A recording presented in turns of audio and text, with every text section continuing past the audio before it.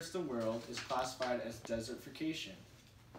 These are the main areas of desertification. Rotational grazing is the main reason to produce good livestock feed for pasture. By using rotational grazing, you can make a profit from pasture, cutting maintenance costs down. A portion of pasture is grazed at a time, being subdivided into small areas known as paddocks. Resting grazed paddocks allow forage plants to renew energy, reserves deepen their root systems, and give long-term maximum production. It also cuts down on weed control, making it hard for weeds to take over the grass root. So, there are 5 things wrong in this picture. The first thing is that the grass is all spread out in little chunks, meaning that it's overgrazed. The second is that you can see the dirt. And thirdly, the cows are together, making it, when the cattle are together, that means that they don't have much feed, from what my father has told me. And then fourthly, the cows are pretty skinny, and fifthly, there's no water in sight, making it a very dry climate. Weeds like Canadian thistle and leafy spurge we get as a result of not rotational grazing, and looking at the middle picture, you can see the weeds took over, overtaking the grass roots and water supply. The result is bare desert ground, and where the water sinks in the ground and evaporates, not going anywhere.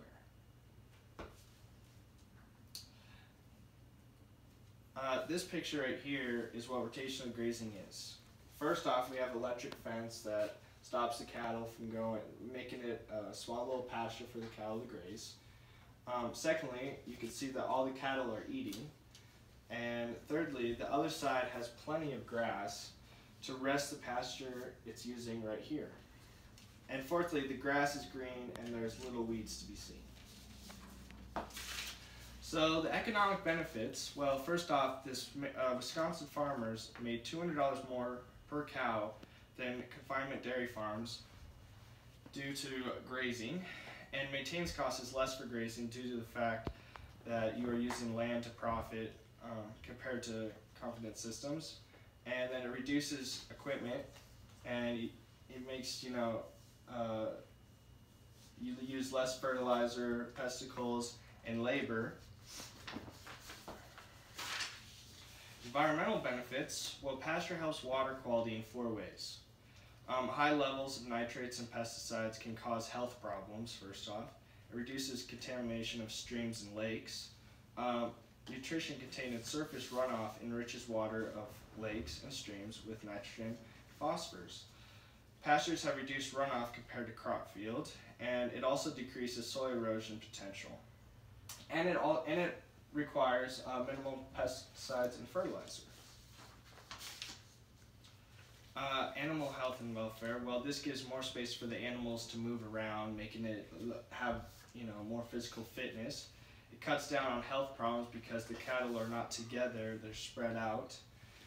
And it also helps bring back native grassland birds. So due to the croplands, there's a little shelter for native grassland birds, making populations drop in the past 30 years. Desertification is basically what climate change is becoming. It's due to overgrazing, and there's 2/3 of the world that is classified as it. Desertification is a fancy word for land that is turned into desert.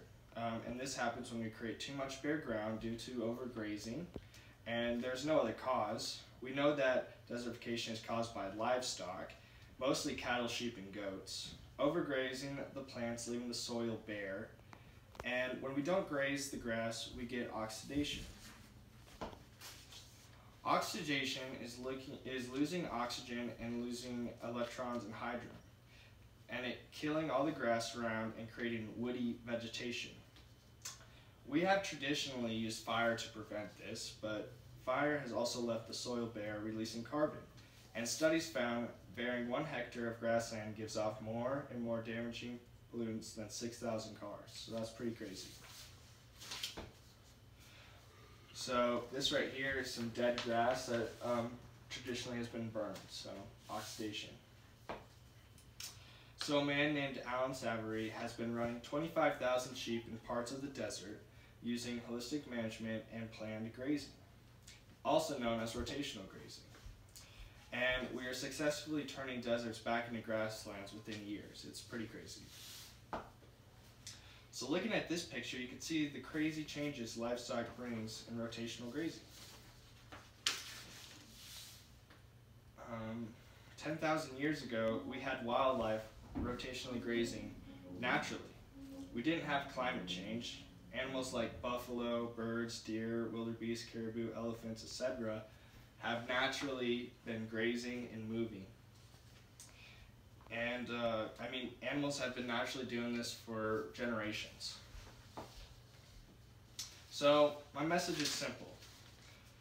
We need public lands to have more access to graze livestock, and we can defeat climate change. And finally, we can better our land with rotational grazing. Thank you.